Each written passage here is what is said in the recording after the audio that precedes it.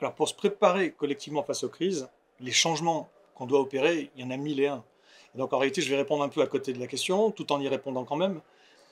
Il y a quand même beaucoup de propositions intéressantes qui existent. Il y a aussi des choses qui sont faites, très concrètement. Il y a des idées qui existent en pratique, des idées qui existent pas encore en pratique et qu'il faut essayer, qu'il faut tester, et dans différents cas de figure. Ok, et il y a plein de gens qui proposent plein de choses. Plus ou moins bien peut-être, mais globalement, ça couvre quand même pas mal des questions. Il y a tout à faire. Non, enfin, c'est pas vrai, il y a beaucoup de choses qui sont faites, mais il y a tout à relier et à mettre en cohérence. Ce qui manque, c'est avant tout une méthode.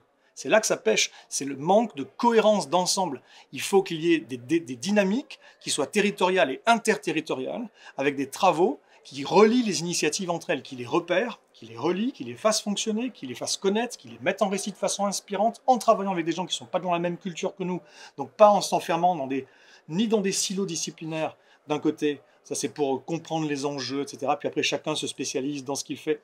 Il faut travailler les uns avec les autres en cohérence, mais il ne faut pas non plus s'enfermer dans des bulles culturelles ou dans des entre-soi culturels. Donc il faut aller vers des autres bulles de culture et les faire fonctionner ensemble, à l'intérieur d'un territoire et entre territoires. Voilà. Et tout ça en cohérence.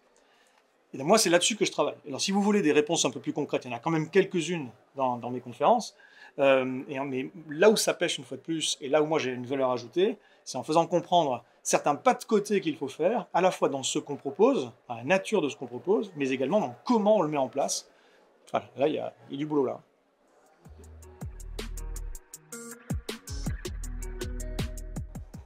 Alors, la résilience territoriale, c'est un grand enjeu. Il est mal compris, lui aussi, donc ce n'est pas une seule résilience. Donc ça dépend de quoi on parle. La résilience en elle-même, elle dit rien. C'est la résilience de quoi vis-à-vis de quel type de risque ou de choc. Donc déjà, moi je parle de risques spécifiques et donc nécessairement d'un type de résilience bien spécifique. C'est pareil. Alors, je vous renvoie vers mes conférences si vous ne les avez jamais vues pour comprendre de quoi je parle.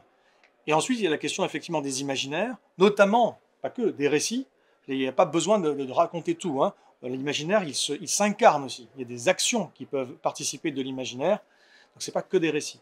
Il y a un certain nombre de choses effectivement qu'on peut mettre en place. Le souci avec les récits et avec les imaginaires, c'est que, c'est pas forcément facile à partager, donc il faut des gens qui savent faire. Mettre en récit quelque chose, c'est pas si facile que ça, pour toucher vraiment les gens.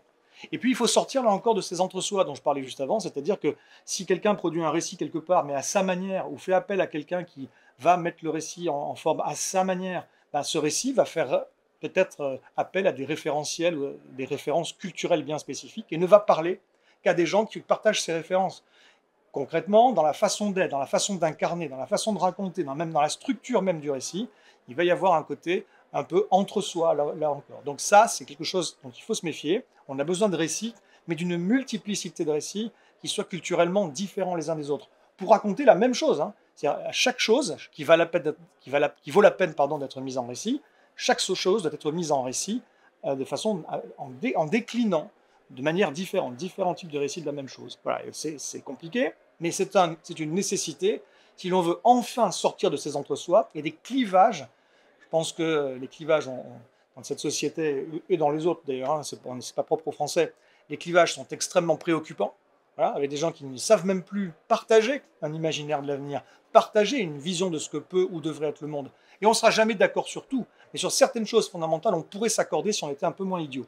Et en l'occurrence, on refuse même d'écouter l'autre, sous prétexte qu'il ne serait pas du même bord que nous. Donc le premier travail, en réalité, c'est vraiment de casser ces bulles d'entre-soi, et c'est pas facile, mais il faut s'y attacher. Parce qu'après, le reste, si vous voulez, fabriquer des super récits, et là je pourrais partir pour 20 minutes, hein, pour décrire ce que peut ou ce que doit être un récit, ou ce qu'il ne faut pas faire, des fautes à pas faire. Je ne prétends pas tout maîtriser, mais j'ai beaucoup travaillé sur ces questions, il y a beaucoup de choses à en dire. Mais la question, pour moi, c'est pas comment on fabrique le récit idéal. Il n'existe pas le récit idéal. L'imaginaire idéal, l'imaginaire, il va faire envie à certains et pas à d'autres. Tout ce que l'on va proposer, qui est un peu trop précis, qui est un peu trop culturellement teinté, va être plus clivant qu'autre chose. Et donc, il faut, multiplier, et deux, aller vers, travailler avec, et ouvrir plutôt que de fermer. Voilà un petit peu les messages que j'aimerais vous faire passer.